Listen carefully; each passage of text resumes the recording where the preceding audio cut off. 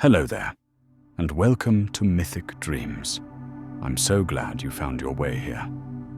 Perhaps you're seeking tales of heroes and distant lands, or perhaps you simply need a story vast enough to carry you into deep sleep. Either way, you've found the right journey tonight. Let your body sink into comfort, your thoughts drift, and your breathing find its rhythm. Because tonight, we're traveling to ancient Persia, where the greatest champion who ever lived faced demons, dragons, and impossible choices across a lifetime of legendary deeds. This is the story of Rostam, an epic of strength, tragedy, and the burden of being a hero. If these mythic journeys speak to you, subscribe so we can explore more together. But for now, close your eyes and rest. I was 26 when I first heard the name Rostam whispered across the embers of a dying fire in a small tea house nestled among the ancient hills of Mazandaran. The old man who spoke it had eyes like polished amber, weathered by years of desert sun, and his fingers traced invisible patterns in the air as if weaving the very fabric of memory itself. In that moment, as the scent of cardamom and wood smoke mingled with the cool night air, I could never have imagined how this legendary Persian hero would come to mirror my own journey of discovery, of strength found in vulnerability, and of wisdom gained through the most painful of losses. If you've ever wondered about the ancient heroes who still whisper to us across centuries, subscribe to our channel and join me as we unravel the epic of Rostam, the immortal champion of Shahnameh. The tea house fell quiet as more patrons gathered around our table. The old man, who had introduced himself as Bahram, leaned forward. His teacup, adorned with faded blue patterns, warmed his palms as the evening chill settled into the room. "You are far from home," he said, not as a question, but as a gentle observation. "Yet you carry the look of someone searching for something. Perhaps that is why you should hear of Rostam." I nodded, drawn to his quiet authority. A younger server placed a fresh pot of tea between us, the steam rising like mountain mist.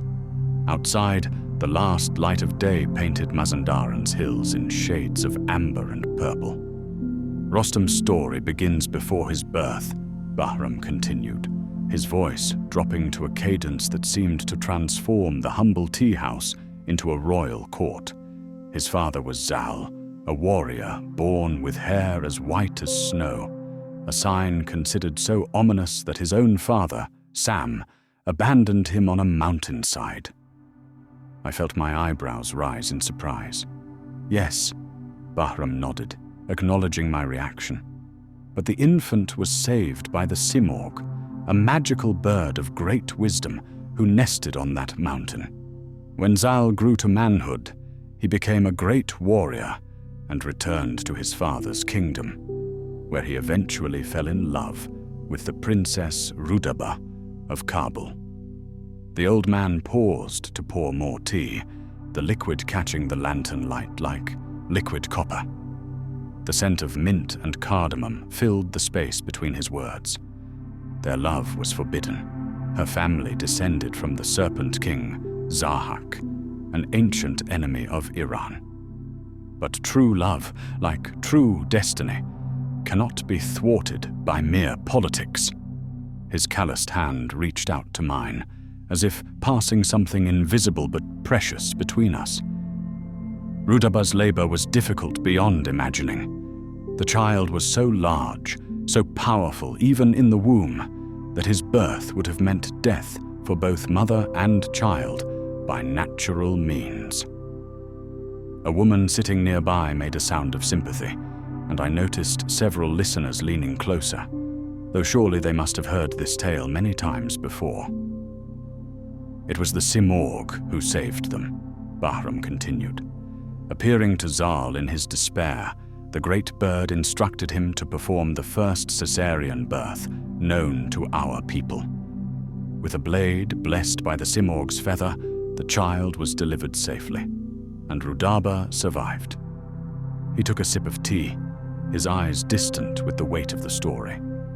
They named him Rostam, and from his first breath, it was clear he was no ordinary child. While most infants take a year to wean, young Rostam required 10 nursemaids to satisfy his hunger.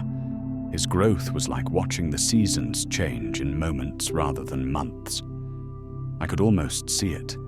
The child growing before his parents' astonished eyes, his strength becoming legend even in boyhood.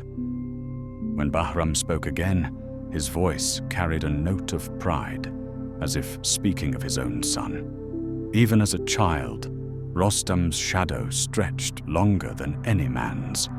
By the age he could first mount a horse, he was already a warrior equal to the champions of the realm. His grandfather Sam, who had once abandoned his own son, looked upon his grandson with awe and knew the bloodline had been blessed rather than cursed. Bahram's hands, weathered by years I couldn't count, sketched the shape of mountains and valleys in the air before him. The Persia of those days was a land of both great beauty and terrible danger. Demons and wild beasts roamed the remote places. Foreign armies threatened our borders. And into this world stepped Rostam, born to be the shield of kings and the sword of justice. Night had fully claimed the world outside. Within the tea house, we existed in a pocket of time where the ancient world breathed alongside our own. Someone had stoked the fire, and the dancing flames cast moving shadows that seemed to illustrate Bahram's tale upon the walls. Morning light filtered through the tea house's small windows when I returned the next day. I had spent the night in a modest guest house nearby, my dreams filled with white-haired warriors and impossible births. Bahram was already there, as if he had been waiting, sitting at the same corner table. His smile widened when he saw me. "I thought you might return," he said, gesturing to the empty chair across from him. A fresh pot of tea steamed between us. Few foreigners show such interest in our old stories. I couldn't stop thinking about Rostam, I admitted, settling into the worn wooden chair. Did he truly grow to be as mighty as the legends say? Bahram's eyes crinkled at the corners. Mightier. But even the greatest hero needs a worthy companion for his journey. He leaned forward. For Rostam, that companion had 4 legs and the heart of a thunderstorm. A server brought fresh flatbread and a small dish of honey. The tea house was quieter in the morning light, just a few elderly men playing backgammon in the corner, the gentle click of stones against wood providing a rhythm to Bahram's words. When Rostam came of age, he needed a steed that could bear his immense weight and match his courage. Ordinary horses buckled under him, their legs folding like reeds beneath a boulder. Bahram tore a piece of bread and dipped it in honey. The king's herdsmen brought every fine horse in the kingdom for him to try, but each failed the test of Rostam's hand upon their back. I sipped my tea, imagining the frustration of the young hero. Outside, I could hear the distant whinny of a horse from somewhere in the village. Then came a mare with her colt, a magnificent beast with unusual coloring. Its coat gleamed like saffron, spotted with rose petal markings, as though flowers had been scattered across its back. Bahram's voice took on a wistful quality. The herdsman told Rostam this wild colt was descended from the sea itself, with the strength of a dragon in its blood. The morning sun caught dust motes floating in the air between us, turning them to tiny stars. The colt was untamed. No man had yet mounted him. But when their eyes met across the field, both horse and hero recognized something in each other. Bahram raised his hand, fingers spread, as though reaching for something just beyond grasp. Rostam approached, and the great beast stood its ground. With a mighty leap, Rostam threw his lasso, capturing the powerful animal that would become his lifelong companion. I leaned forward. Did the horse accept him immediately? Bahram chuckled, not without a test of wills, but Rostam spoke gently to the creature, promising glory and adventure beyond the plains where it had roamed. He named the horse Rakhsh, which means lightning in our old tongue. He pantomimed the motion of stroking a horse's mane. Imagine it, a coat the color of dawn with patches like scattered roses, and the strength to carry the mightiest hero in Persian legend through impossible dangers. Bahram's gaze turned distant, as though seeing across centuries. From that day forward, they were inseparable. Rakhsh was no ordinary steed.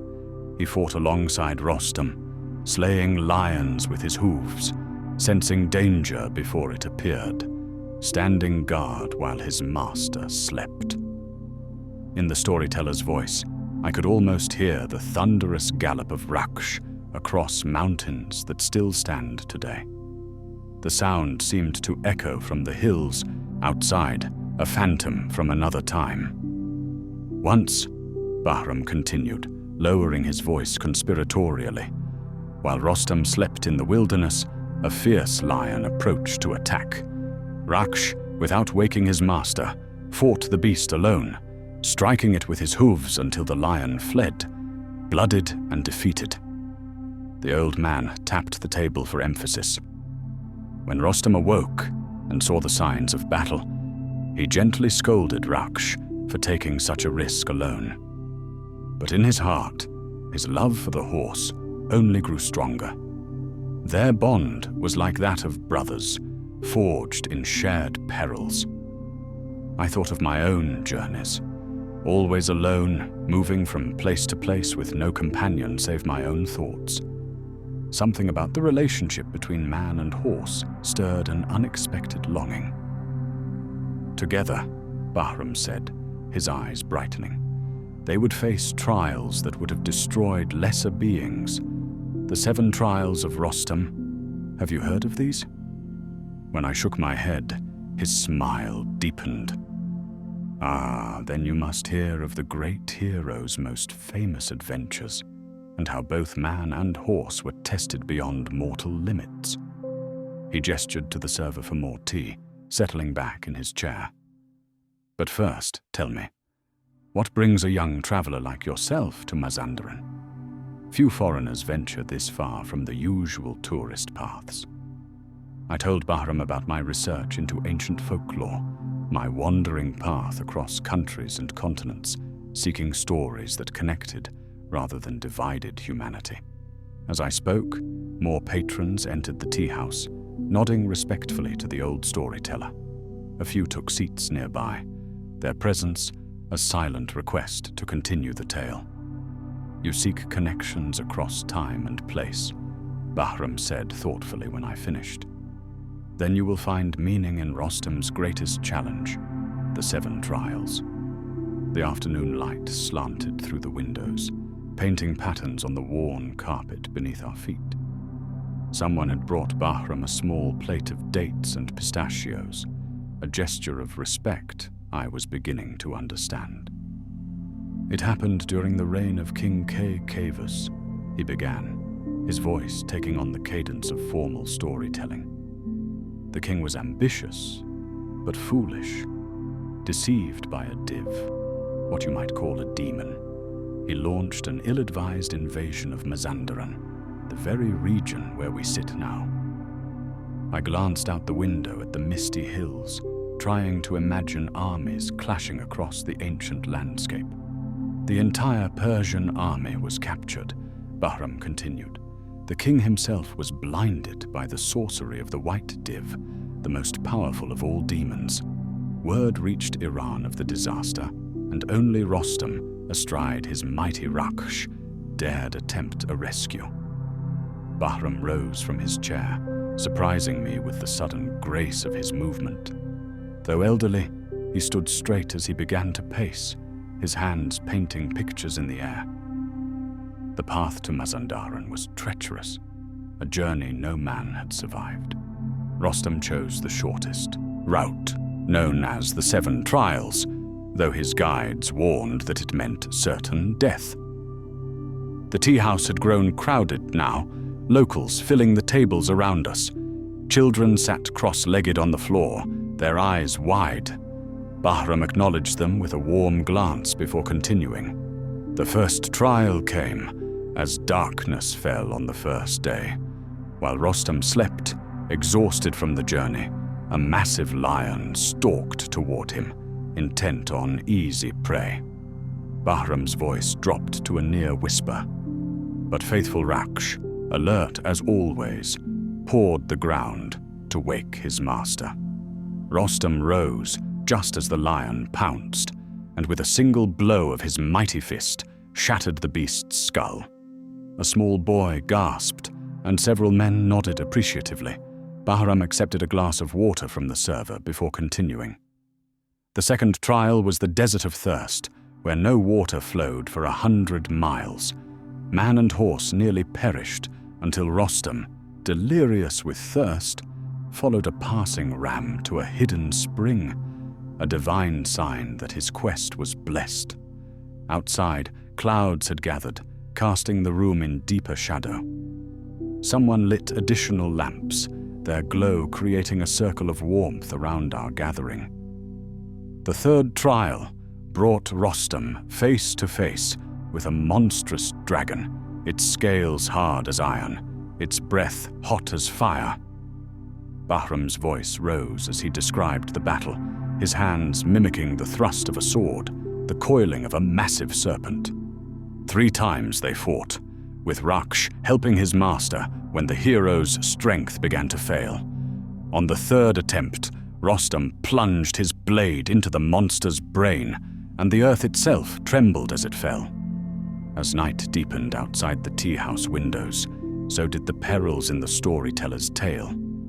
Bahram described the 4th trial, where a beautiful sorceress attempted to seduce and poison Rostam, only to be struck down when he invoked God's name. Then came the 5th trial, where Rostam captured a wild demon named Orlad, forcing him to serve as a guide to the White Div's lair. The 6th trial led Rostam into battle with the demon general Arjang, Bahram said, his eyes gleaming in the lamplight. A creature with the body of a man, but the head of a boar, with tusks like daggers. He mimed ripping something from his own body. Rostam tore the demon's head from his shoulders with his bare hands. The listeners murmured appreciatively. An old woman nodded vigorously, as though she had witnessed the event herself. But all these trials were merely preparation for the final test, confronting the White Div in its cavern deep beneath a mountain. Bahram's voice had grown hoarse from speaking, yet he seemed energized by his tale. This demon was the master of all evil magic, with the strength of 10 champions and skin no weapon could pierce. He described the titanic battle in the shadowy cave, his own shadow dancing on the wall behind him as he moved. The White Div hurled boulders, breathed poisonous fumes, and used dark enchantments against the hero. When all seemed lost, when even Rostam's legendary strength began to fail, he remembered the Simorg's feather his father had given him. Bahram's fingers trembled, as if holding something fragile and precious. Its touch renewed his vigor, and with a mighty roar, Rostam drove his blade into the one vulnerable spot, the demon's heart. The storyteller sat down heavily, reaching for his water glass. With the White Div defeated, Rostam claimed its blood, which restored sight to the captive king and soldiers. He had conquered the unconquerable, survived the unsurvivable. Bahram looked directly at me, his amber eyes reflecting the lamplight. But even this greatest of victories would pale beside the personal tragedy that awaited our hero. The tea house had grown hushed. Outside, a gentle rain began to fall, its patter on the roof creating a soothing backdrop to Bahram's tale. He accepted a fresh cup of tea from the attentive server, sipping slowly before continuing. Rostam's fame spread throughout the known world, he said, his voice gentler now. Kings sought his protection. Enemies fled at the mere rumor of his approach. For years he served as Iran's greatest champion, the shield against which all threats shattered. A distant rumble of thunder punctuated his words, as though the sky itself were listening. But even heroes must rest sometimes, Bahram continued. During one such respite, Rostam traveled to the border kingdom of Samangan for a hunting expedition. While he slept in a meadow, his beloved Rakhsh wandered away to graze and was captured by the people of Samangan. I settled deeper into my chair, drawn into the narrative. The locals around us remained silent, many with eyes closed, as if visualizing the scenes Bahram described. When Rostam awoke to find his companion missing, he stormed into Samangan, demanding his horse's return and threatening destruction if refused. The king of Samangan welcomed him hospitably, promising to find Rakhsh by morning, and invited the hero to feast at the palace that night. Bahram's voice softened further. During that feast, something happened that would change Rostam's life forever. The king's daughter, Princess Tahmineh, came to Rostam's chamber in the dark of night. Some of the older women in the audience exchanged knowing glances, while parents subtly covered the ears of the youngest children. Tahmineh was as brave as she was beautiful, Bahram said carefully. She approached the great hero with honesty, telling him that she had heard of his unmatched valor and strength. She wished to bear his child, to have a son with the blood of Iran's greatest champion. The rain fell harder now, drumming steadily above us. Bahram's weathered hands circled his teacup, drawing warmth from the porcelain. Rostam was moved by her courage and beauty. They were married that very night, according to proper custom. He cleared his throat. But duty called him back to Iran the following day, after Rakhsh was returned to him. Before departing, he left Tahmineh with his armband, telling her, "If you bear a daughter, give her this as her jewelry. If a son, bind it upon his arm as a sign of his father's strength." The old man's fingers trembled slightly as he described how fate had set its cruel trap for father and son. His gaze seemed to penetrate beyond the walls of the tea house into the distant past. Months later, Tahmineh gave birth to a son as magnificent as his father. She named him Sohrab, and from his earliest days, he showed the same extraordinary strength and courage as Rostam. As he grew, his only desire was to find his father, whom he had never met. A woman at a nearby table wiped a tear from her eye, though the story had barely begun its descent into tragedy. Tahmineh feared losing her son to the dangers of the world. Out of that fear, she committed a fateful act of deception. Bahram paused, his expression troubled. When Sohrab asked about his father, she told him that Rostam was indeed his father, but begged him never to reveal this to anyone, claiming that Afrasiab, the king of Turan and Iran's greatest enemy, would kill them both if he knew. I leaned forward. But why keep father and son apart? Bahram shook his head sadly. The politics of kings and kingdoms, the ancient enmity between Iran and Turan. When Sohrab reached manhood, his strength was already legendary. Afrasiab, the Turanian king, saw an opportunity.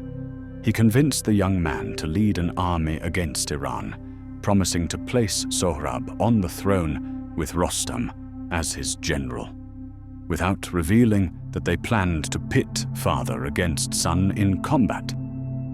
The old storyteller fell silent for a moment, letting the weight of the impending tragedy settle over his audience. When he spoke again, his voice was barely above a whisper. So it came to pass that Sohrab marched with Turan's forces, secretly hoping to find and unite with his father, while concealing his true identity, as Rostam's advice had been not to reveal himself. Meanwhile, in Iran, King Kaykavus called upon his aging champion to once again defend the kingdom against invasion. Bahram looked directly at me, his amber eyes reflecting depths of sadness that seemed to transcend the story itself. And so father and son, who had never met, who had never embraced, were set upon a collision course by fate and the machinations of kings. Each sought the other, but not as enemies. Yet enemies they would become on the blood-soaked fields between their armies. Night had fully claimed the world beyond the tea-house windows. The rain had intensified, creating a curtain of water that isolated our gathering from the outside world. More lamps had been lit, casting long shadows across the room. No one had left. If anything, the crowd had grown, with latecomers standing against the walls. Bahram's voice had grown raspier with hours of storytelling, yet no one suggested he rest. He accepted a small glass of rose water, sipping it slowly before continuing the tale. The armies of Iran and Turan faced each other across a muddy plain, he said. Young Sohrab asked each warrior he encountered about Rostam, hoping to find his father before bloodshed began, but following his mother's warning not to reveal his own identity. By cruel twist of fate, those he asked either didn't know Rostam by sight or deliberately misled him, fearing what might happen if the two mightiest warriors refused to fight. Lightning flashed outside, briefly illuminating the room with harsh white light. The thunder that followed seemed to underscore the gravity of the story. Rostam, meanwhile, observed the Turanian forces from a distance. His experienced eye noted an exceptionally strong young champion leading the enemy's right flank. Something about the youth's bearing, his confidence astride his horse, stirred an unnameable feeling in the old hero's heart. Bahram rose again, unable to remain seated as the story reached its climax. He moved to the center of the room, his shadow elongating against the wall. When battle commenced, Sohrab cut through Iranian forces like a scythe through summer grass. No champion could stand against him. Alarmed, King Kaykavus summoned Rostam to his tent and commanded him to challenge this unknown warrior immediately. The storyteller's hands clenched into fists at his sides. The two champions met on the narrow strip of earth between the armies. Tradition demanded they identify themselves, but here destiny played its cruelest trick. His voice dropped. Rostam, following the custom of champion warfare, concealed his name, believing no worthy opponent would dare face him if they knew his identity. A collective sigh of dismay rippled through the audience. Even knowing how the story must end, they reacted as though hearing it for the first time. Sohrab, looking upon the aging champion before him, felt that same strange stirring of recognition. "Are you Rostam?" he asked directly, but the old hero denied it, thinking this was merely a ploy to unsettle him. Bahram moved like a younger man now, acting out the wrestling match that followed. His arms tensed as though grappling with an invisible opponent. 3 times they engaged in combat, first with lances that shattered against each other's armor, then with swords that broke from the force of their blows. Finally, they dismounted for hand-to-hand combat, the traditional wrestling at which Rostam had never been defeated. The room was utterly silent except for Bahram's voice and the persistent drumming of rain on the roof. Every face was turned toward him, every breath held. In their first bout, the young Sohrab nearly prevailed. a feat no man had ever accomplished against Rostam. He threw the old champion to the ground, but out of respect for his age and some inexplicable feeling of connection, spared his life. Bahram's face contorted with the emotion of the tale. The next day they met again. This time, Rostam prayed to God for additional strength, troubled that a mere youth had nearly defeated him. Their second wrestling match was even more ferocious than the first. He described how Rostam, using a lifetime of experience, executed a desperate move, flipping Sohrab onto his back. In one fluid motion, the old champion drew his dagger and plunged it into the young warrior's chest. As life began to drain from Sohrab, he looked up at his vanquisher with eyes suddenly clear of battle rage. "My father will avenge me," he said. "You have killed the son of Rostam." Bahram's voice broke on these words. He paused, composing himself before continuing. Rostam laughed bitterly at first. "If you are Rostam's son, prove it," he demanded, even as dread began to fill his heart. With failing strength, Sohrab asked him to unbind the armor at his shoulder. There, tied around his arm, was the very armband Rostam had given Tamine years before. In the silence that followed, I heard nothing but the gentle pattering of rain on the tea-house roof, like distant tears. Several listeners were openly weeping now. An old man in the corner wiped his eyes with his sleeve. Rostam's cry of anguish was said to have shaken the very heavens, Bahram continued, his voice barely above a whisper. He gathered his dying son in his arms, begging forgiveness, cursing fate, offering his kingdom and his life in exchange for Sohrab's. The storyteller's hands trembled visibly as he mimicked cradling a body. But Sohrab, wise beyond his years even in death, offered forgiveness instead. "It was not your fault," he told his father, "but fate's decree. How could you have known? My mother and I kept the secret too well." Bahram slowly returned to his seat, suddenly looking every year of his age. Sohrab died in his father's arms, having found him at last, but too late. And something in Rostam died that day as well, the part of him that could ever again find joy in victory. The rain had stopped by the time Bahram resumed his tale. A contemplative silence hung in the tea-house, broken only by the occasional clink of glass or shuffle of feet. Many patrons had remained, unwilling to leave before hearing the conclusion of Rostam's story. The lamps burned lower, creating pools of golden light in the darkened room. After Sohrab's death, Rostam returned to his duties as Iran's champion, Bahram said, his voice restored by rest and more rosewater.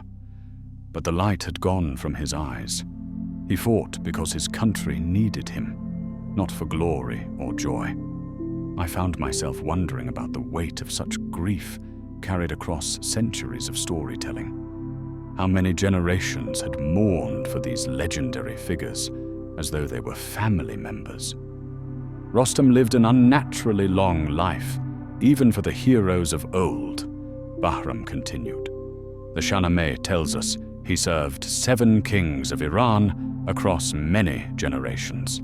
His hair turned white, then grey, yet his strength remained. While ordinary men lived and died around him, Rostam continued, a living bridge between ages. The old storyteller's hands moved slowly now, as though weighted by the accumulated years of his protagonist. As decades passed, new challenges arose. Perhaps the most difficult came during the reign of King Goshtasp, when the hero Esfandiar was sent to bring Rostam to court in chains, a dishonor the old champion could never accept.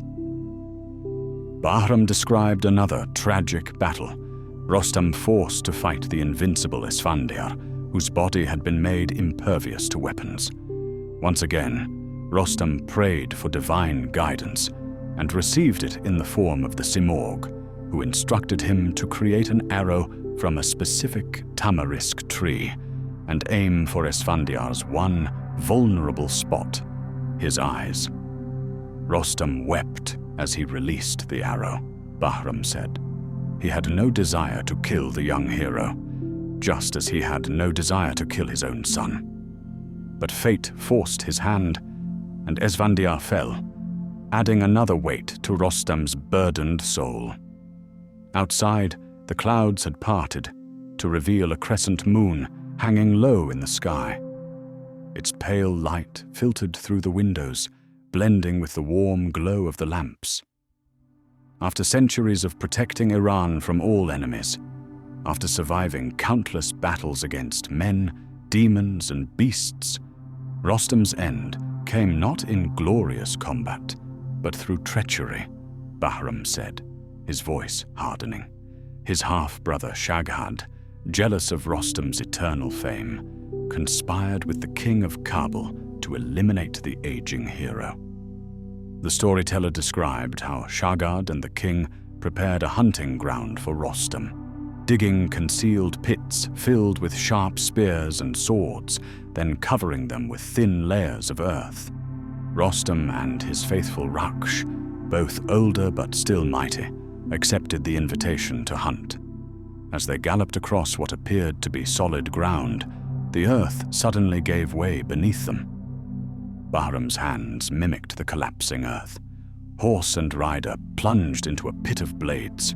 Even then, such was their legendary strength that both survived the initial fall, though gravely wounded. The tea house was utterly silent now. Even those who must have heard the story countless times leaned forward, caught in the spell of Bahram's words. Shaghad approached the pit's edge, unable to resist gloating over his dying brother. Rostam, recognizing the architect of his downfall, made one final request. The old man's voice grew softer, forcing everyone to lean closer. He asked Shaghad to string his bow for him one last time, claiming he wished to keep wild animals away as he died. A grim smile crossed Bahram's face. Shaghad, believing Rostam too weak to draw the mighty bow, foolishly complied. But even in death's embrace, Rostam's strength was beyond ordinary men. He nocked an arrow and, with his final breath, loosed a shot so powerful it pierced Shaghad's body and pinned him to a tree. Behind him, the storyteller's hands fell to his sides. Thus died the greatest hero of Persian legend, betrayed but undefeated. In his final act, he avenged himself and remained true to his nature as the protector of justice. Bahram's eyes seemed to look beyond the tea house walls, beyond the present moment. Even in his final moments, the old man said, Rostam's strength came not from his arms, but from his heart. A long silence followed these words. Outside, the night was giving way to the first hints of dawn, the darkness softening to deep blue along the eastern horizon. The tea house had emptied gradually as Bahram concluded Rostam's tale. Only a handful of patrons remained, mostly older men, who nodded respectfully to the storyteller as they departed. I stayed, feeling as though leaving too quickly would somehow dishonor the story we had shared. "Will you walk with me?" Bahram asked suddenly, rising from his chair. "There is something I would like to show you before you continue your journey." Outside, the world was washed clean by the night's rain. Dawn painted the eastern sky in pale gold and rose, the same colors Bahram had described in Rakhsh's coat. We walked slowly through the awakening village, the old man setting a deliberate pace that I matched out of respect. "What did you think of our hero's story?" he asked, as we followed a narrow path leading toward the hills. I considered my answer carefully. "It's filled with contradictions," I finally said. "Rostam is both tender and violent, loyal yet isolated, victorious yet ultimately tragic." Bahram nodded, seeming pleased with my response. Like all of us, only magnified by legend, the Shahnameh is not merely a collection of fantastic tales. It is a mirror reflecting the complexities of human experience. We climbed a gentle slope where wildflowers nodded in the morning breeze. The air smelled of damp earth and growing things, a pleasant contrast to the enclosed atmosphere of the tea house. For over 1,000 years, these stories have been told in every corner of Iran and beyond, Bahram said. When the Arab conquest brought Islam to Persia, when Mongol hordes swept across our lands, when modern politics redrew ancient boundaries, through it all, Rostam remained in our hearts. He stopped at a flat area overlooking the village and the patchwork of fields beyond. Here stood several weathered stone pillars, clearly ancient, carved with figures I couldn't immediately identify. These are said to be from the Sassanid era, Bahram explained, running his hand reverently over one of the carvings. Many believe they depict scenes from Rostam's life, though scholars debate this. I studied the worn images, a man in combat with what might have been a lion, another figure that could be a rider on horseback. Time had blurred the details, leaving them open to interpretation. When I was a boy, Bahram said quietly, my grandfather brought me to this spot and told me Rostam's story, just as I've told it to you. His grandfather did the same for him, and so on back through generations I cannot count. The rising sun illuminated his weathered face, highlighting the deep lines around his eyes and mouth. For a moment, I could imagine him as a boy, wide-eyed with wonder at these same tales. My grandfather told me something I never forgot, he continued. He said that Rostam lives within each of us, not as a perfect hero to emulate, but as a reminder of our capacity for both greatness and terrible error. His strength was legendary, but his true power came from his humanity. Birds called to one another in the trees around us, beginning their day with songs that seemed ancient themselves. Below in the village, smoke rose from cooking fires as families prepared breakfast. You've traveled far to collect stories, Bahram observed. May I ask why? The question caught me off guard with its directness. I suppose I'm searching for something, I admitted. Connections between cultures, patterns that reveal something universal about human experience. The old man smiled. And what have you found in Rostam's tale? I looked out across the landscape, considering. That strength without wisdom becomes destructive, that secrets can cost more than truths, that even heroes cannot escape the consequences of their actions. Bahram nodded slowly. And perhaps most importantly, that we are all capable of both magnificent courage and devastating blindness. Rostam couldn't see his own son standing before him, though his heart sensed the truth. We stood in companionable silence as the day brightened around us.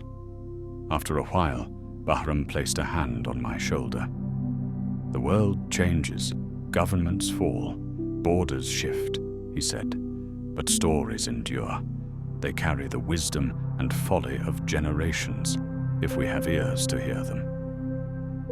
As we made our way back down the hill, I felt changed somehow.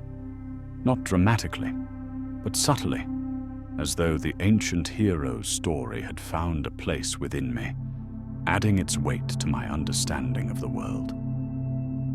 Will you continue telling these stories? I asked as we reached the edge of the village. Bahram's amber eyes crinkled at the corners. As long as there are those willing to listen. And now, so will you, in your own way. He was right, of course.